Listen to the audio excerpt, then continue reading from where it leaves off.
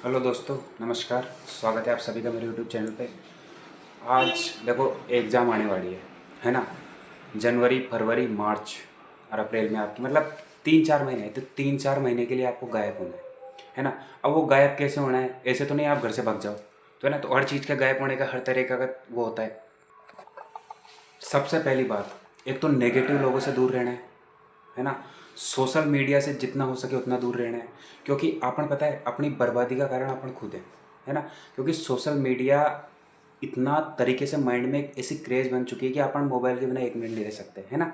तो उसके बाद बात करें भैया हम मोबाइल से, तो अभी आप देखोगे तो आप मोबाइल का स्क्रीन टाइम देखोगे तो लगभग ऐसे ऐसे स्टूडेंट हैं जो दिन के 22-22 घंटे, 20-20 घंटे मोबाइल को अपने पास रखते हैं, दिन भर करते रहते हैं।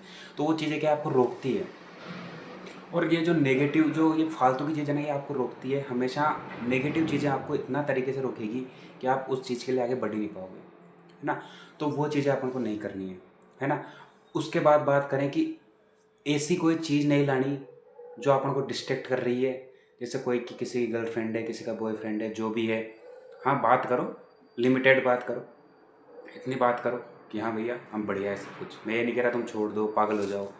हर तरीके का टाइम होना चाहिए, हर चीज़ का टाइम होना चाहिए।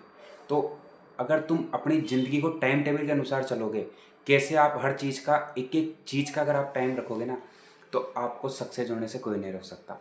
अब बात करेंगे साहब 4 महीने में क्या करें।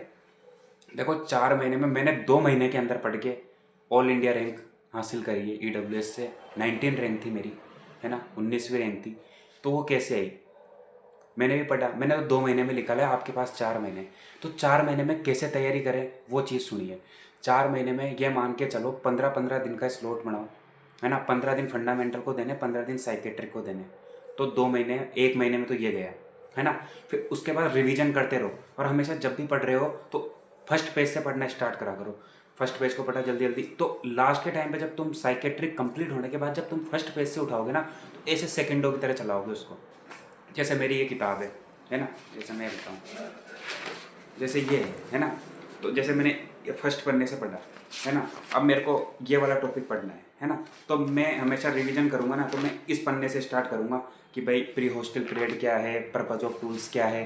तो वो चीज़ें आपको क्या है, माइंड के अंदर जितनी जितनी कैपेसिटी बढ़ती जाएगी ना उस चीज़ की, तो वो चीज़ें बहुत जल्दी रिकॉयल होने लगेगी।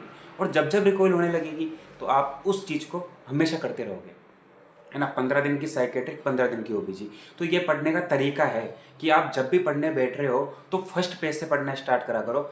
यहाँ नहीं, जैसे एक टॉपिक प्रेगनेंसी पढ़ रहे हैं और उसके पहले अपने 4-5 टॉपिक जो एनाटॉमी वाले टॉपिक हैं, जो फीमेल रिप्रोडक्टिव वाले सिस्टम है, जो पहले रह गए, प्लेसेंटा प्लेसेंटा, तो उनको भी साथ लेते चलते चलो। मेरा पढ़ने का तरीका यही होता था, जब भी मैं पढ़ता था पहले पेज से लेके पढ़ता था।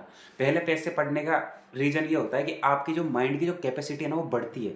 और लास्ट के टाइम पे जब सब्जेक्ट खत्म होती है ना, तो उस टाइम ये लगता है कि यार कॉन्फिडेंस है ना। उसके बाद बात करें ऐसे फंडामेंटल करनी है।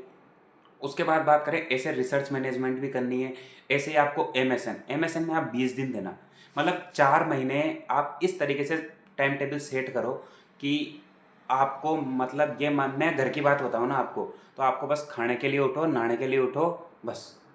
क्योंकि दम लगा के तैयारी करो, क्योंकि कंपटीशन इतना बढ़ चुका है, 80-20 का रेस हो चुका है। और 80-20 के अंदर अगर आपको निकलना है, अगर स्पेशली बॉयज़, तो उसके लिए आपको तैयारी तो दम ठोक के करनी पड़ेगी। और दम ठोक के तैयारी कब होगी? जब आप मन से, दिल से और एकाग्र होकर, जब मन के अंदर आग होती है ना किसी चीज़ की, किसी चीज़ को पाने की आग होती है। आज मेरे अंदर आग थी कि भैया not set 6 is last choice. Not set 6 मेरी लास्ट चॉइस है, इसके बाद मैं कभी एम्स का एग्ज़ाम नहीं दूंगा। तो मैंने दम ठोक के इस तरीके से मेहनत करी कि मेरे को पता है, मैं लाइब्रेरी में 24-24 घंटे, मैं पूरे दिन और रात लाइब्रेरी में रहता था। दिन में मैं सच बताऊँ ना, 3 बजे जाता था घर पर, 5 बजे वापस आता, रात में भी लाइब्रेरी में, सुबह भी लाइब्रेरी में। इस तरीके से मैं नीचे पढ़ा हूँ। मैंने, मेरी देखी होगी वीडियो तुमने पहले भी, मैंने इस तरीके से मेहनत करी है। ऐसी हालत हो गई थी बिल्कुल काला, और आज देखो। तो वो चीज़ें, पर्सनैलिटी देखो, दुख उठाए सुख आएंगे, है ना। तो दुख उठाने के बाद ही सुख मिलेंगे। पढ़ने के तरीके बदलो। हमेशा मैं ये नहीं कह रहा पीआर यादव टारगेट हाई पर निर्भर रहो। हमेशा अपने कोचिंग के नोट्स है, मेडिकल पीजी के नोट्स है, इन नोट्सों को फॉलो करो। जो भी बच्चे मेरे पास नोट्स के लिए मैसेज करते हैं, तो भैया मेरी भी ड्यूटी रहती है, मेरे पढ़ाई का टाइम रहता है, एक बार कॉल करा करो, दूसरी बार कॉल करने की ज़रूरत नहीं है ना। तो वो सब टाइम आने पर सब दे दिए जाएंगे, है ना।